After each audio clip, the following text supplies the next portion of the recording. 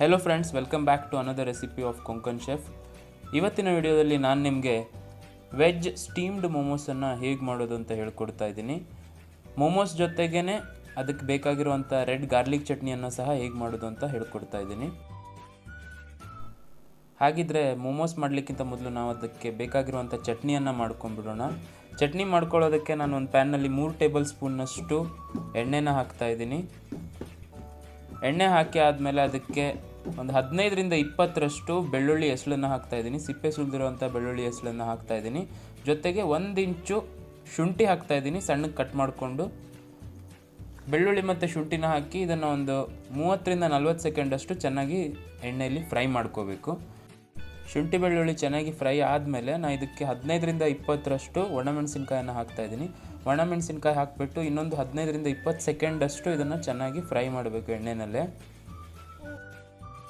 ಒಣಮೆಣಸಿನ್ಕಾಯಿನ ಚೆನ್ನಾಗಿ ಫ್ರೈ ಮಾಡ್ಕೊಂಡಾದಮೇಲೆ ನಾನು ಇದಕ್ಕೆ 2 ಮೀಡಿಯಮ್ ಗಾತ್ರದ ಟೊಮೆಟೊವನ್ನು ಸಣ್ಣದಾಗಿ ಹೆಚ್ಚಿಕೊಂಡು ಒಣಮೆಣಸಿನ್ಕಾಯಿಗೆ ಸೇರಿಸ್ತಾ ಇದ್ದೀನಿ. ಜೊತೆಗೆ ಅರ್ಧ ಕಪ್ನಷ್ಟು ಕೊತ್ತಂಬರಿ ಸೊಪ್ಪು ಅಂತ ತರ್ತೀವಿ, ಅದರದ್ದು ಕಾಂಡ ಏನಿರುತ್ತಲ್ವ, ಅದರದ್ದು ಕಡ್ಡಿ ಏನಿರುತ್ತಲ್ವ, ಕೆಳಗಿಂದು ಸೊಪ್ಪು ಬೇಡ ನಮಗೆ, ಅದರದ್ದು ಕಡ್ಡಿ ಏನಿರುತ್ತಲ್ವ ಅದನ್ನು ಹಾಕ್ತಾಯಿದ್ದೀನಿ. ಅದನ್ನು ಹಾಕಿಬಿಟ್ಟು ಇದನ್ನು ಚೆನ್ನಾಗಿ ಒಂದು 10ರಿಂದ 15 ನಿಮಿಷದಷ್ಟು ಮೀಡಿಯಮ್ ಫ್ಲೇಮ್ನಲ್ಲಿ ಹೀಗೆ ಫ್ರೈ ಮಾಡ್ಕೋಬೇಕು. ಟೊಮೆಟೊ ಎಲ್ಲ ಚೆನ್ನಾಗಿ ಮೆತ್ತಗಾಗಿ ಮ್ಯಾಶ್ ಆಗಬೇಕು, ಅಲ್ಲಿವರೆಗೂ ಇದನ್ನು ಹೀಗೆ ನೀಟಾಗಿ ಫ್ರೈ ಮಾಡ್ಕೋತಿರ್ಬೇಕು. ಟೊಮೆಟೊ ಹಾಕಿ ಆದಮೇಲೆ ಇವಾಗ ರುಚಿಗೆ ತಕ್ಕಷ್ಟು ಉಪ್ಪನ್ನು ಹಾಕ್ತಾಯಿದ್ದೀನಿ. ಉಪ್ಪು ಹಾಕೋದ್ರಿಂದ ಟೊಮೆಟೊ ಏನಿದೆ ಅದು ತುಂಬ ಚೆನ್ನಾಗಿ ಬೇಯುತ್ತೆ, ತುಂಬ ಬೇಗನೆ ಬೆಂದು ಹೋಗುತ್ತೆ. ಅದಕ್ಕಾಗಿ ಟೊಮೆಟೊ ಹಾಕಿದ ಕೂಡಲೇ ಯಾವಾಗಲೂ ಉಪ್ಪನ್ನು ಸೇರಿಸಿದ್ರೆ ಫ್ರೈಯಿಂಗ್ ಟೈಮ್ ಭಾಳ ಸೇವ್ ಆಗುತ್ತೆ. ಇವಾಗ ಉಪ್ಪನ್ನು ಹಾಕಿ ನಾನು ಇದನ್ನು ಚೆನ್ನಾಗಿ ಫ್ರೈ ಮಾಡ್ತಾಯಿದ್ದೀನಿ. ಇವಾಗ ನೀವು ನೋಡ್ಬೋದು ಟೊಮೆಟೊ ಚೆನ್ನಾಗಿ ಮ್ಯಾಶ್ ಆಗ್ತಾ ಇದೆ. ಈ ಸ್ಟೇಜ್ನಲ್ಲಿ ನಾನು ಇದಕ್ಕೆ ಒಂದು ಮುಚ್ಚಳದಿಂದ ಮುಚ್ಚಿಬಿಟ್ಟು ಒಂದು 5 ನಿಮಿಷದಷ್ಟು ಹೀಗೆ ಇಡ್ತಾಯಿದ್ದೀನಿ. 5 ನಿಮಿಷ ಆಗಿದೆ. ಇವಾಗ ನಾವು ಮುಚ್ಚಳನ ಓಪನ್ ಮಾಡಿ ಇದನ್ನು ಓಪನ್ ಫ್ಲೇಮ್ನಲ್ಲೇ ಹಾಗೆ ನೀಟಾಗಿ ಒಂದು 2ರಿಂದ 3 ನಿಮಿಷದಷ್ಟು ಫ್ರೈ ಮಾಡೋಣ. ಯಾಕಂದರೆ ಎಕ್ಸ್ಟ್ರಾ ಏನು ನೀರಿದೆ ಅದು ಬಿಟ್ಟೋಗಲಿ ಅಂತ ಹೇಳಿಬಿಟ್ಟು. ಈಗ ಫ್ರೈ ಮಾಡ್ತಾ ಟೊಮೆಟೊ ಮತ್ತು ಒಣಮೆಣಸಿನ್ಕಾಯಿ ಇಷ್ಟು ಡ್ರೈ ಆಗಿದೆ. ಇವಾಗ ಸ್ಟೋವನ್ನು ಆಫ್ ಮಾಡ್ಕೊಳ್ಳೋಣ. ಇವಾಗ ಇದು ಚೆನ್ನಾಗಿ ತಣ್ಣಗಾಗಿ ಆದಮೇಲೆ ನಾವು ಇದನ್ನು ಒಂದು ಮಿಕ್ಸಿ ಜಾರಿಗೆ ಹಾಕಿ ನೀಟಾಗಿ ಸ್ಮೂತ್ ಆದಂಥ ಪೇಸ್ಟನ್ನು ರೆಡಿ ಮಾಡಿದರೆ ನಮ್ಮ ಚಟ್ನಿ ಸೂಪರಾಗಿ ರೆಡಿ ಆಗುತ್ತೆ. ಪೇಸ್ಟ್ ಮಾಡಬೇಕಾದ್ರೆ ಜೊತೆಗೆ ಸ್ವಲ್ಪ ನೀರನ್ನು ಸೇರಿಸಿ ಪೇಸ್ಟ್ ಮಾಡಿ, ಇದರಿಂದ ಕನ್ಸಿಸ್ಟೆನ್ಸಿ ತುಂಬ ಚೆನ್ನಾಗಿ ಬರುತ್ತೆ. ನೀವು ನೋಡ್ಬೋದು ತುಂಬ ಪರ್ಫೆಕ್ಟ್ ಆದಂತಹ ಸ್ಪೈಸಿ ಗಾರ್ಲಿಕ್ ಚಟ್ನಿ ಮೋಮೋಸ್ಗೆ ಏನು ಸರ್ವ್ ಮಾಡ್ತೀವಲ್ವ ಆ ಚಟ್ನಿ ರೆಡಿ ಆಗಿದೆ. ಈಗ ಮೋಮೋಸ್ಗೆ ಬೇಕಾದಂತಹ ಔಟರ್ ಲೇಯರ್ ಮತ್ತು ಫಿಲ್ಲಿಂಗನ್ನು ಹೇಗೆ ಮಾಡೋದು ಅಂತ ನೋಡ್ಕೊಳ್ಳೋಣ. ನಾವು ಔಟರ್ ಲೇಯರ್ನ ಮಾಡ್ಕೊಳ್ಳೋದಕ್ಕೆ ನಾನು 2 ಕಪ್ನಷ್ಟು ಮೈದಾ ಹಿಟ್ಟನ್ನು ತೊಗೊಂಡಿದ್ದೀನಿ. ಜೊತೆಗೆ 1 ಟೀ ಸ್ಪೂನಷ್ಟು ಉಪ್ಪನ್ನು ಹಾಕ್ತಾಯಿದ್ದೀನಿ. ನೀವು ರುಚಿಗೆ ತಕ್ಕಷ್ಟು ಉಪ್ಪನ್ನು ನಿಮ್ಮ ಪ್ರಕಾರ ಹಾಕ್ಕೋಬೋದು. ಈಗ ಇದಕ್ಕೆ ನಾನು ನೀರನ್ನು ಸೇರಿಸ್ತಾ ಇದ್ದೀನಿ. ಸ್ವಲ್ಪನೇ ನೀರನ್ನು ಸೇರಿಸ್ಕೊಳ್ತಾ ನಾವೊಂದು ಚಪಾತಿ ಹಿಟ್ಟಿನ ಹದ ಏನಿರುತ್ತಲ್ವ ಸಾಫ್ಟ್ ಆದಂತಹ ಡೋವನ್ನು ರೆಡಿ ಮಾಡ್ಕೊಳ್ಳೋಣ. ಒಂದೇ ಸಲ ನೀರು ಹಾಕಿಬಿಟ್ರೆ ನಿಮಗೆ ಕನ್ಸಿಸ್ಟೆನ್ಸಿ ಗೊತ್ತಾಗೋದಿಲ್ಲ. ಅದಕ್ಕೆ ಸ್ವಲ್ಪನೇ ನೀರು ಹಾಕ್ಕೊಳ್ತಾ ಚಪಾತಿ ಹಿಟ್ಟಿನ ಕನ್ಸಿಸ್ಟೆನ್ಸಿನಲ್ಲಿ ನಮಗೆ ಹಿಟ್ಟು ರೆಡಿ ಆಗಬೇಕು. ನನಗೆ ಟೋಟಲಾಗಿ 2 ಕಪ್ ಹಿಟ್ಟಿಗೆ 1.5 ಕಪ್ನಷ್ಟು ನೀರಿನ ಬಳಕೆ ಆಗಿದೆ.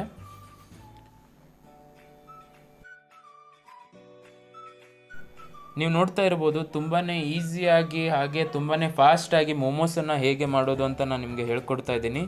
ನೀವೇನಾದರೂ ನಮ್ಮ ಚಾನಲ್ಗೆ ಫಸ್ಟ್ ಟೈಮ್ ಭೇಟಿ ನೀಡ್ತಾ ಇದ್ದರೆ ಕೆಳಗೆ ಕಾಣ್ತಾ ಇರೋ ರೆಡ್ ಕಲರ್ ಸಬ್ಸ್ಕ್ರೈಬ್ ಬಟನನ್ನು ಪ್ರೆಸ್ ಮಾಡಿ, ಜೊತೆಗೆ ಪಕ್ಕದಲ್ಲಿರುವಂಥ ಬೆಲ್ ಐಕನನ್ನು ಪ್ರೆಸ್ ಮಾಡಿ. ಇದರಿಂದ ನಾನು ಪೋಸ್ಟ್ ಮಾಡೋ ಎಲ್ಲ ವೀಡಿಯೋಸ್ ನಿಮಗೆ ಟೈಮ್ ಟು ಟೈಮ್ ತಲುಪ್ತಾ ಇರುತ್ತೆ. ಈಗ ಸಾಫ್ಟ್ ಆದಂಥ ಡೋ ರೆಡಿ ಆಗಿದೆ. ಇದನ್ನು ನಾವು 15 ನಿಮಿಷದಷ್ಟು ಹೀಗೆ ರೆಸ್ಟ್ ಮಾಡಲಿಕ್ಕೆ ಬಿಟ್ಬಿಡೋಣ. ಅಲ್ಲಿವರೆಗೂ ನಾವು ಮೋಮೋಸ್ಗೆ ಬೇಕಾದಂಥ ಸ್ಟಫಿಂಗನ್ನು ರೆಡಿ ಮಾಡೋಣ. ಸ್ಟಫಿಂಗ್ ಮಾಡಲಿಕ್ಕೆ ನಾನು 2 ಕಪ್ನಷ್ಟು ಕ್ಯಾಬೇಜ್ ಏನಿರುತ್ತಲ್ವ ಅದನ್ನು ತುರಿದು ತೊಗೊಂಡಿದ್ದೀನಿ. ಜೊತೆಗೆ ಅರ್ಧ ಕಪ್ನಷ್ಟು ಕ್ಯಾರೆಟನ್ನು ತುರಿದು ಹಾಕ್ಕೋತಾ ಇದ್ದೀನಿ. ಹಾಗೆ ಅರ್ಧ ಟೇಬಲ್ ಸ್ಪೂನ್ನಷ್ಟು ಶುಂಠಿಯನ್ನು ಸಣ್ಣಗೆ ಹೆಚ್ಚಿಕೊಂಡಿದ್ದೆ ಅದನ್ನು ಹಾಕ್ತಾಯಿದ್ದೀನಿ. ಜೊತೆಗೆ 2 ಟೇಬಲ್ ಸ್ಪೂನ್ನಷ್ಟು ಸಣ್ಣಗೆ ಹೆಚ್ಚಿಕೊಂಡಿರುವಂಥ ಬೆಳ್ಳುಳ್ಳಿನ ಹಾಕ್ತಾಯಿದ್ದೀನಿ. ಹಾಗೆ ಸ್ವಲ್ಪ ಖಾರ ಇರಲಿಕ್ಕೋಸ್ಕರ ಅರ್ಧ ಟೇಬಲ್ ಸ್ಪೂನ್ ಅಂದರೆ ಒಂದು 2 ಹಸಿಮೆಣಸಿನ್ಕಾಯನ್ನ ಸಣ್ಣಗೆ ಚೂರು ಮಾಡಿ ಹಾಕ್ತಾಯಿದ್ದೀನಿ. ಹಾಗೆ 2 ಕಪ್ನಷ್ಟು ಪನ್ನೀರನ್ನು ಕೈಯಿಂದನೇ ಹಾಗೆ ಮ್ಯಾಶ್ ಮಾಡಿ ಹಾಕ್ತಾಯಿದ್ದೀನಿ. ಜೊತೆಗೆ ರುಚಿಗೆ ತಕ್ಕಷ್ಟು ಉಪ್ಪನ್ನು ಹಾಕ್ತಾಯಿದ್ದೀನಿ. ಹಾಗೆ ಫ್ಲೇವರ್ಗೋಸ್ಕರ ಅರ್ಧ ಟೀ ಸ್ಪೂನಷ್ಟು ಕಾಳು ಮೆಣಸಿನ ಪುಡಿಯನ್ನು ಹಾಕ್ತಾಯಿದ್ದೀನಿ. ಇದನ್ನೆಲ್ಲ ಹಾಕಿ ಒಂದ್ಸಲ ಚೆನ್ನಾಗಿ ಇದನ್ನು ಕಲಸ್ಕೊಂಡ್ಬಿಟ್ರೆ ಮೋಮೋಸ್ಗೆ ಬೇಕಾಗಿರುವಂತಹ ವೆಜ್ ಸ್ಟಫಿಂಗ್ ಸೂಪರಾಗಿ ರೆಡಿ ಆಗುತ್ತೆ.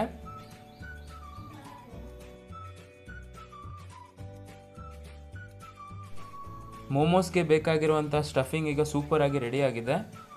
ಈಗ ನೆಕ್ಸ್ಟ್ ನಾನು ನಿಮಗೆ ಮೋಮೋಸನ್ನು ಹೇಗೆ ಪ್ಯಾಕ್ ಮಾಡೋದು ಅಥವಾ ರೆಡಿ ಮಾಡೋದು ಅಂತ ಹೇಳ್ಕೊಡ್ತೀನಿ. ಈಗ ಮೋಮೋಸ್ದು ಔಟರ್ ಲೇಯರ್ ಮಾಡ್ಕೊಳ್ಳಿಕ್ಕೋಸ್ಕರ ನಾನು ಮೈದಾ ಹಿಟ್ಟನ್ನು ಕಲಿಸ್ಕೊಂಡಿದ್ದೆ. ಅದ್ರದ್ದು ಸಣ್ಣ ಉಂಡೆನ ತೊಗೊಂಡು ತೆಳ್ಳಗೆ ಪೂರಿ ಸೈಜ್ನಲ್ಲಿ ಲಟ್ಟಿಸ್ತಾ ಇದ್ದೀನಿ. ನೀವು ಎಷ್ಟು ತೆಳ್ಳಗಾಗುತ್ತೆ ಅಷ್ಟು ತೆಳ್ಳಗೆ ಲಟ್ಟಿಸೋದ್ರಿಂದ ಮೋಮೋಸ್ ತುಂಬ ಸಖತ್ತಾಗಿ ರೆಡಿ ಆಗುತ್ತೆ. ಏನಾದರೂ ಹೊರಗಿನ ಲೇಯರ್ ದಪ್ಪ ಆಯ್ತಂದರೆ ನಮಗೆ ಮೋಮೋಸ್ ತಿಂದಿದ್ದು ಫೀಲ್ ಬರೋಲ್ಲ, ಕೇವಲ ಮೈದಾ ಹಿಟ್ಟು ತಿಂದಂಗೆ ಫೀಲ್ ಆಗುತ್ತೆ. ಅದಕ್ಕೆ ಎಷ್ಟು ತೆಳ್ಳಗಾಗುತ್ತೆ ಅಷ್ಟು ತೆಳ್ಳಗೆ ಲಟ್ಟಿಸ್ಕೊಳ್ಳಿ, ಮೋಮೋಸ್ ತುಂಬ ಚೆನ್ನಾಗಿ ರೆಡಿ ಆಗುತ್ತೆ.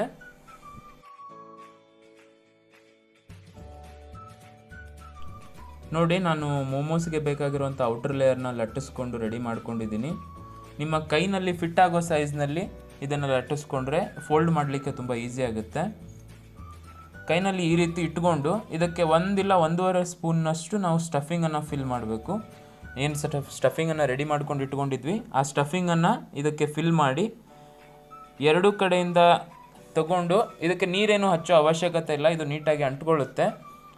ತೊಗೊಂಡು ಎರಡೂ ಕಡೆ ಲೇಯರ್ಸನ್ನು ಸ್ವಲ್ಪ ಜೋರಾಗಿ ಪ್ರೆಸ್ ಮಾಡಿಬಿಟ್ರೆ ಮೋಮೋಸ್ ಏನಿದೆ ಅದು ರೆಡಿ ಆಗುತ್ತೆ. ನೀವು ನಿಮಗೆ ಬೇಕಾಗಿರೋ ಶೇಪ್ನಲ್ಲಿ ಮೋಮೋಸನ್ನು ರೆಡಿ ಮಾಡ್ಬೋದು. ನಾನು ನಿಮಗೆ ತುಂಬಾ ಈಸಿಯಾದಂತಹ ಶೇಪ್ ಏನಿದೆ ಅದನ್ನು ತೋರಿಸ್ಕೊಡ್ತಾ ಇದ್ದೀನಿ. ನಿಮಗೆ ಯಾವ ಶೇಪ್ ಲೈಕ್ ಆಗುತ್ತೋ ಆ ಶೇಪ್ನಲ್ಲಿ ನೀವು ಮೋಮೋಸನ್ನು ರೆಡಿ ಮಾಡ್ಕೋಬೋದು. ನೀವು ನೋಡ್ಬೋದು, ನಾನು ಬೇರೆ ಬೇರೆ ಶೇಪ್ನಲ್ಲಿ ಮೋಮೋಸನ್ನು ನಿಮಗೆ ರೆಡಿ ಮಾಡಿ ತೋರಿಸಿದ್ದೀನಿ. ನೀವು ಯಾವುದೇ ರೀತಿಯ ಶೇಪ್ನಲ್ಲಿಯೂ ಸಹ ಮೋಮೋಸನ್ನು ಮಾಡ್ಬೋದು. ನಾನು ನಿಮಗೆ ಈಸಿ ಆಗಿರೋ ಮೆಥಡನ್ನು ಹೇಳ್ಕೊಟ್ಟಿದ್ದೀನಿ. ಈಗ ಸ್ಟೀಮರ್ ಇಲ್ಲದೆ ಪ್ಯಾನ್ನಲ್ಲೇ ಮೋಮೋಸನ್ನು ಹೇಗೆ ಸ್ಟೀಮ್ ಮಾಡೋದು ಅಂತ ಹೇಳ್ಕೊಡ್ತಾ ಇದ್ದೀನಿ. ಅದಕ್ಕೋಸ್ಕರ ನಾವು ಒಂದು ಪ್ಯಾನ್ನಲ್ಲಿ ನೀರನ್ನು ಹಾಕ್ಕೊಂಡಿದ್ದೀನಿ. ನೀರು ಹಾಕಿಬಿಟ್ಟು ನೀರಿನಲ್ಲಿ ಈ ರೀತಿಯಾದಂಥ ಒಂದು ಸ್ಟ್ಯಾಂಡನ್ನು ಇಡ್ತಾ ಇದ್ದೀನಿ. ಸ್ಟ್ಯಾಂಡ್ ಇಲ್ಲ ಅಂತ ಹೇಳಿದರೆ ನಿಮ್ಮ ಕಡೆ ಇರೋ ಯಾವುದಾದ್ರೂ ಒಂದು ಪಾತ್ರೆಯನ್ನು ಇಟ್ಬಿಡಿ. ಅದ್ರ ಮೇಲೆ ನಾನು ಈ ರೀತಿಯಾದಂಥ ಒಂದು ಪ್ಲೇಟನ್ನು ಇಡ್ತಾ ಇದ್ದೀನಿ. ಹೀಗೆ ಹೋಲ್ಸ್ ಇರೋ ಪ್ಲೇಟ್ ಇಡೋದ್ರಿಂದ ಸ್ಟೀಮ್ ಈಸಿಯಾಗಿ ಪಾಸ್ ಆಗುತ್ತೆ. ಇನ್ ಕೇಸ್ ನಿಮ್ಮ ಕಡೆ ಅವೈಲೇಬಲ್ ಇಲ್ಲ ಅಂತಂದರೆ ನಾರ್ಮಲ್ ಆಗಿರುವಂಥ ಯಾವುದೇ ರೀತಿಯ ಒಂದು ಪ್ಲೇಟನ್ನು ಇಡಿ, ತೊಂದರೆ ಇಲ್ಲ. ಪ್ಲೇಟನ್ನು ಇಟ್ಟಾದಮೇಲೆ ನಾವು ಮೋಮೋಸ್ ಏನು ರೆಡಿ ಮಾಡಿ ಇಟ್ಕೊಂಡಿದ್ವಿ ಅದನ್ನು ನೀಟಾಗಿ ಪ್ಲೇಟ್ ಮೇಲೆ ಇಟ್ಕೊಳ್ಳೋಣ. ಸ್ವಲ್ಪ ಸ್ವಲ್ಪ ಗ್ಯಾಪ್ ಬಿಟ್ಟು ಮೋಮೋಸನ್ನು ಇಡಿ, ಒಂದಕ್ಕೊಂದು, ಇಲ್ಲಾಂದರೆ ಇವು ಸ್ಟೀಮ್ ಆದಮೇಲೆ ಒಂದಕ್ಕೊಂದು ಅಂಟ್ಕೊಂಡ್ಬಿಡುತ್ತೆ. ನಿಮಗೆ ತೆಗಿಬೇಕಾದ್ರೆ ತುಂಬ ಪ್ರಾಬ್ಲಮ್ ಆಗ್ಬೋದು. ಸ್ವಲ್ಪ ಗ್ಯಾಪ್ ಬಿಟ್ಟು ಇಡಿ. ಇವಾಗ ಇದನ್ನು ಮುಚ್ಚಳದಿಂದ ಮುಚ್ಚಿಬಿಟ್ಟು ಒಂದು 10 ನಿಮಿಷದಷ್ಟು ಇದನ್ನು ಸ್ಟೀಮ್ನಲ್ಲೇ ಹೀಗೆ ಕುಕ್ ಮಾಡೋಣ. ನೀವು ನೋಡ್ಬೋದು, ತುಂಬಾ ಸ್ಪೆಷಲ್ ಆದಂಥ ರೆಸಿಪಿನ ನಾನು ತುಂಬಾ ಈಸಿಯಾಗಿ, ಜೊತೆಗೆ ಚಟ್ನಿಯನ್ನು ಸಹ ಹೇಗೆ ಮಾಡೋದು ಅಂತ ನಿಮಗೆ ಹೇಳ್ಕೊಡ್ತಾ ಇದ್ದೀನಿ. ನೀವೇನಾದರೂ ನಮ್ಮ ಚಾನಲ್ಗೆ ಫಸ್ಟ್ ಟೈಮ್ ವಿಸಿಟ್ ಮಾಡ್ತಾ ಇದ್ದರೆ ಕೆಳಗೆ ಕಾಣ್ತಾ ಇರೋ ರೆಡ್ ಕಲರ್ ಸಬ್ಸ್ಕ್ರೈಬ್ ಬಟನನ್ನು ಪ್ರೆಸ್ ಮಾಡಿ, ಜೊತೆಗೆ ಪಕ್ಕದಲ್ಲಿರುವಂತಹ ಬೆಲ್ ಐಕನನ್ನು ಸಹ ಪ್ರೆಸ್ ಮಾಡಿ. ಇದರಿಂದ ನಾನು ಅಪ್ಲೋಡ್ ಮಾಡುವಂತಹ ಎಲ್ಲ ರೆಸಿಪೀಸ್ ನಿಮಗೆ ಟೈಮ್ ಟು ಟೈಮ್ ತಲುಪ್ತಾ ಇರುತ್ತೆ. ಈಗ 10 ನಿಮಿಷ ಆಗಿದೆ. ಇವಾಗ ಮುಚ್ಚಳನ ಓಪನ್ ಮಾಡಿ ನೋಡ್ತಾ ಇದ್ದೀವಿ ಎಷ್ಟು ಸೂಪರಾಗಿ ಟೇಸ್ಟಿಯಾಗಿ ವೆಜ್ ಮೋಮೋಸ್ ರೆಡಿಯಾಗಿದೆ ಅಂಥೇಳಿ. ನಿಮಗೇನಾದರೂ ಈ ವಿಡಿಯೋ ಇಷ್ಟ ಆಗಿದ್ದಲ್ಲಿ ಪ್ಲೀಸ್ ಈ ವಿಡಿಯೋನ ಲೈಕ್ ಮಾಡಿ. ಹಾಗೆಯೇ ಇದೇ ರೀತಿಯಾದಂತಹ ಇನ್ನಷ್ಟು ಸೂಪರ್ ಈಸಿ ಹಾಗೂ ಡಿಲಿಷಿಯಸ್ ರೆಸಿಪೀಸ್ಗಳಿಗಾಗಿ ಕೊಂಕಣ್ ಶೆಫ್ ಯೂಟ್ಯೂಬ್ ಚಾನಲನ್ನು ಸಬ್ಸ್ಕ್ರೈಬ್ ಮಾಡಿ. ಜೊತೆಗೆ ನಿಮ್ಮ ಸ್ನೇಹಿತರಿಗೆ ಹಾಗೂ ಫ್ಯಾಮಿಲಿ ಮೆಂಬರ್ಸ್ಗೆ ಈ ವಿಡಿಯೋವನ್ನು ಶೇರ್ ಮಾಡಿ. ಹಾಗಿದ್ರೆ ಸಿಗೋಣ ಮುಂದಿನ ವಿಡಿಯೋದಲ್ಲಿ. ಅಲ್ಲಿವರೆಗೂ ತಿನ್ನಿಸ್ತಾ ಇರಿ, ಖುಷಿಯಾಗಿರಿ.